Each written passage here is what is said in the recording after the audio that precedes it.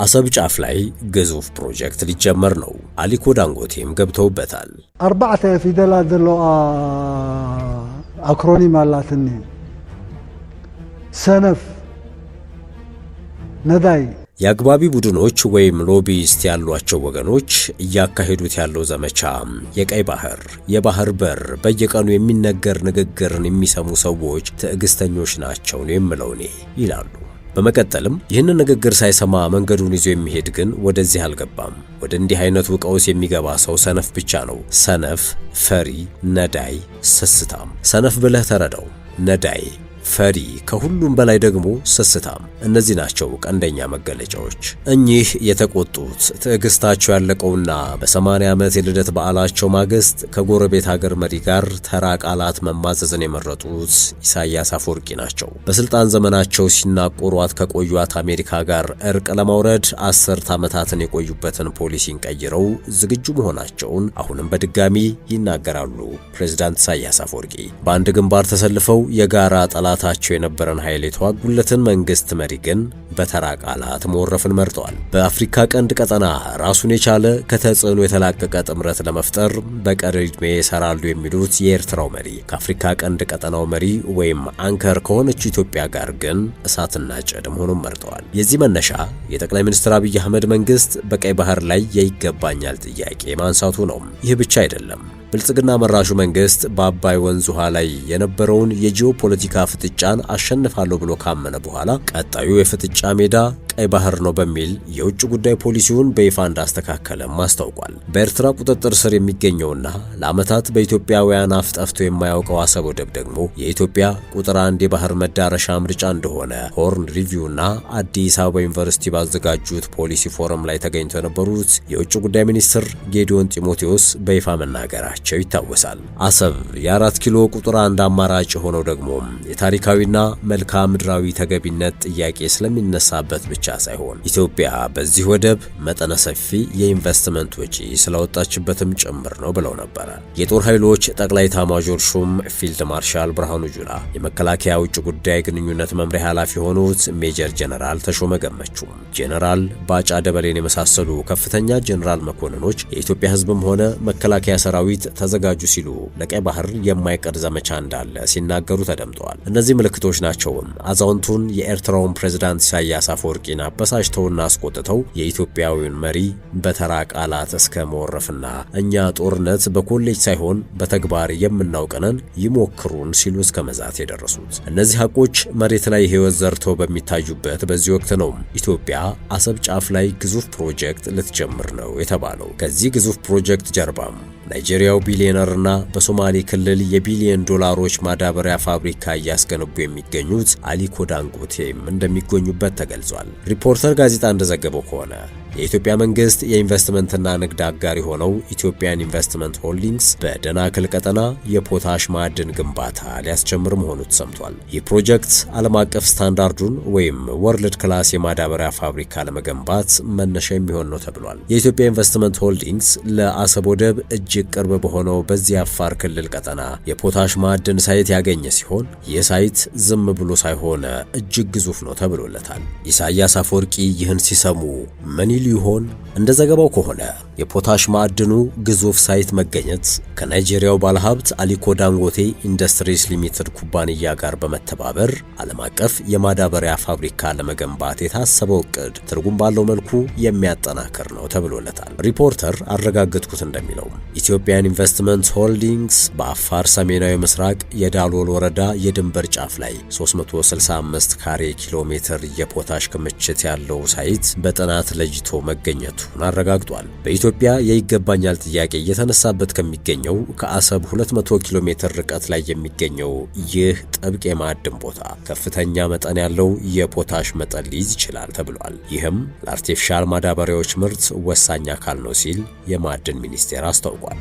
ባለሙያዎቹ ሴይስሚክ ዳታ የሚሉት የመሬት ጥናት መረጃዎች እንደሚያሳዩት በአካባቢው በሙሉ የፖታሽ ንብርብሮች በግልጽ እንደሚታዩ ማረጋገጥ ተችሏል። ይህ ከ11 እስከ እስከ 12 ቢሊዮን ቶን የሚደርስ አጠቃላይ የሀብት መጠን ያለው የፖታሽ ተሸካሚ የጨው ንብርብር አለቶችን የሚያካትተ እንደሆነ መረጃዎቹ ይጠቁማሉ። ይህም የዳናክል ቀጠና በዓለማችን ላይ ካሉት ትላልቅና ልማት ላይ ያሉ ዓለም የፖታሽ ማዕድናት ሳይቶች መካከል አንዱ ሊሆን ይችላል ሲል የሚኒስቴሩ ሰነድ ያትታል።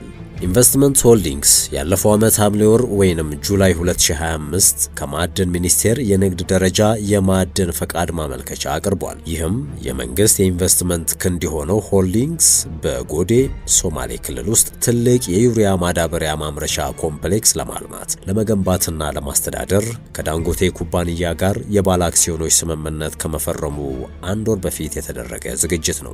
በአጋር ስምምነቱ መሰረት የኢትዮጵያ ኢንቨስትመንት ሆልዲንግስ 40% የአክሲዮን ድርሻ ሲይዝ ዳንጎቴ ግሩፕ ደግሞ 60% የባለቤትነት መብት ይይዛል። ባሳለፍነው ሳምንት ደግሞ የሚኒስትሮች ምክር ቤት የንግድ ደረጃ ያለው የፖታሽ ማዕድን ማውጣት ፈቃድን አጽድቋል። ነገር ግን የጠቅላይ ሚኒስትሩ ጽሕፈት ቤት የፈቃድ ወረቀቱ የፈቃድ ሰጪውን ኩባንያ ስም ወይንም የፖታሽ ቦታው የት እንደሚገኝ ከመግለጽ ተቆጥቦ ነበር። ምክር ቤቱ ለማዳበሪያና ለፖታሽ ማዕድን ማውጣት ፈቃድ መስጠትና ረቂቅ ስምምነቶች ዙሪያ በሰፊው ተወያይቶ ነበር። ውሳኔውን እንዳጸደቀና ወደ ሕዝብ ተወካዮች ምክር ቤት እንደሚገባ ይጠበቃል ሲል የጠቆመው ምክር ቤቱ ረቂቆቹን በማጽደቅ የኢትዮጵያን የውጭ ምንዛሪ ገቢ ለማሳደግ የሥራ ዕድል ለመፍጠርና ኢትዮጵያ ማዳበሪያ ለማስገባት የምታወጣውን ከፍተኛ መጠን ያለው የውጭ ምንዛሪ መጠንን ለመቆጠብና ለአርሶ አደሩ በወቅቱ ማዳበሪያ ለማቅረብ የሚያስችሉ በመሆናቸው ውሳኔዎቹ እንዲጸድቁ መደረጉንም ነበር በወቅቱ የጠቅላይ ሚኒስትር ጽሕፈት ቤት ያስታወቀው። በነሐሴ ወር አካባቢ በኢትዮጵያ ኢንቨስትመንት ሆልዲንግና በዳንጎቴ ኩባንያ መካከል የተደረገው ስምምነት በዓለም ላይ ካሉት ትልልቅና በአንድ ቦታ ላይ ከሚገኙ የዩሪያ ማዳበሪያ ማምረቻ ኮምፕሌክሶች መካከል አንደኛው የሆነውን ፕሮጀክት በጋራ ፋይናንስ ለማድረግ ባለቤት ለመሆን ለመገንባትና ለማስተዳደር ግዙፍ እቅዶችን ያሰፈረ ነበር። ይህም በየዓመቱ እስከ 3 ሚሊዮን ሜትሪክ ቶን የአሞኒያ ማዳበሪያዎችን የማዳበር አቅም ያለው ሲሆን ፕሮጀክቱ ከ2 ቢሊዮን ዶላር በላይ እንደሚያወጣ ይገመታል። የማዳበሪያ ምርት ወሳኝ አካል የሆነው የተፈጥሮ ጋዝ በአቅራቢያው የሚገኙት ካሉብና ሂላላ የተፈጥሮ ጋዝ ሳይቶች የሚገኝ ሲሆን እንደ ባለሙያዎች አስተያየት ደግሞ አዲሱ የፖታሽ ስምምነት የኢትዮጵያ ኢንቨስትመንት ሆልዲንግስ የእቅዶቹ አንድ አካል እንደሆነ ይጠቁማሉ። የፖታሽ ማዕድን ማውጣት ቀደም ሲል በኢትዮጵያ ውስጥ የውዝግብ ርዕሰ ጉዳይ እንደነበር ዘገባው አስታውሷል። መንግስት በአፋር ቀጠና ወይም በደናክል ዲፕሬሽን ውስጥ የፖታሽ ማዕድን ማውጫ ቦታዎችን በራሱ አቅም ለማልማት ከመንቀሳቀሱ በፊት አላና ፖታሽ የተባለ የካናዳ ኩባንያ ለበርካታ ዓመታት በተመሳሳይ ቦታ አወዛጋቢ ስምምነት አድርጎ ነበር። ያም ሆኖ ግን ኩባንያው አላና በግብር ማጭበርበር ተከሶ ከረጅም ጊዜ ውዝግብና ክርክር በኋላ በ2015 ለእስራኤል ኬሚካልስ ሊሚትድ እንዲሸጥ መወሰኑም የሪፖርት ዘገባ ያሳያል። ነጂብ አባቢያ የተባሉ ትውልደ ኢትዮጵያዊ የካናዳ ዜጋ እንዲሁም የኦላና ፖታሽ ማዕድን ተባባሪ መስራች በወቅቱ በኩባንያቸው ላይ ቀርቦ የነበረውን ውንጀላ ማስተባበላቸውንም እንዲሁ ከሪፖርተር ዘገባ ማየት ችለናል። ያም ሆኖ ኩባንያው እንደ አውሮፓውያን አቆጣጠር በ2016 በታጁራና በአሰብ ወደቦች በኩል ፖታሽ ወደ ውጭ ለመላክ ያለውን እቅድ ጨምሮ ሙሉ ፕሮጀክቱን ትቶ ከሀገር በመውጣት ለኢንቨስትመንትና ማዕድን ፍለጋ ላወጣው ኢንቨስትመንት ካሳ ለማግኘት በዓለም አቀፍ የግልግል ዳኝነት ፍትህ መጠየቅ ጀምሮ እንደነበር ይታወሳል። ይህ የግልግል ፍርድ ቤት ሂደት በዚህ ሰዓት ምን ላይ እንዳለ ለማወቅ የዜና ምንጩ ሪፖርተር የእንግሊዝኛ እትም ከኢትዮጵያ ኢንቨስትመንት ሆልዲንግስ ተወካዮች አስተያየት ለማግኘት ያቀረብኳቸው ጥያቄዎች ምላሽ አላገኙም ሲል አትቷል። ይህ የፖታሽ ማዕድን በሶማሌ ክልል ሊገነባ ዝግጅቶቹ ለተጧጧፉለት የማዳበሪያ ፋብሪካ ግብዓት እንደሚሆን ይጠበቃል። ነገር ግን የማዕድን ሀብቱ ለዓለም አቀፍ ገበያ እንዲውልም እቅድ መያዙን ከሚኒስቴሩ ሰነድ ለማረጋገጥ ተችሏል። ከአሰብ ወደብ በ22 ኪሎ ሜትር ርቀት ላይ የሚገኘው ሳይቱ ወደ ዓለም አቀፍ ገበያው ለመድረስ ደግሞ ሁነኛው መንገድ አሰብ ወደብ ነው። አሰብ ከዚህ በኋላ ኢትዮጵያ ለደረሰችበት የእድገት ደረጃ ወደ ቀጣዩ ምዕራፍ ሊያሸጋግር የሚችልና ከቀሪው ዓለም ጋር የሚያገናኝ ድልድይ እንደሆነ በኢትዮጵያ መንግስት በኩል ታምኖበታል። ኢሳያስ አፈወርቂና መንግስታቸው አሰብን ከኢትዮጵያ ጋር አልምቶ የመጠቀም ፍላጎት እንደሌላቸው በይፋ ተናግረዋል። ኢትዮጵያ አሰብን ማግኘት የምትችለው እብሪተኛውን ኢሳያስና ሻዕቢያን በጉልበት አንበርክካ እንደሚሆንም ከወደ ኢትዮጵያ በኩል የሚሰሙ ትንታኔዎች ይጠቁማሉ። ፕሬዝዳንቱ በሰሞንኛ ቃለ ምልልሳቸው በእነሱ አሉ በብልጽግና ማለታቸው ነው በእነሱ የጸብ መንገድ የውሸት ማዕድ የማደናገር ማዕድ መታደም የለብንም ስራችንን መስራት አለብን እኛ ግን ጦርነት ታውጆብን የመከላከል መብታችንን ከየትኛውም ወገን የምንጠይቅበት ምክንያት የለም ብለው ነበር ቀጣዮቹ ዓመታት ለነዚህ ፍጥጫዎች ምላሽ እንደሚሰጡ ይጠበቃል የተከበራችሁ የሸገር ታይምስ ቤተሰቦች የመረጃ ቅኝታችን ያደመጣችሁትን ይመስል ነበር ስለተከታተላችሁን ከልብ አመሰገንን ቸር ጊዜ በያላችሁበት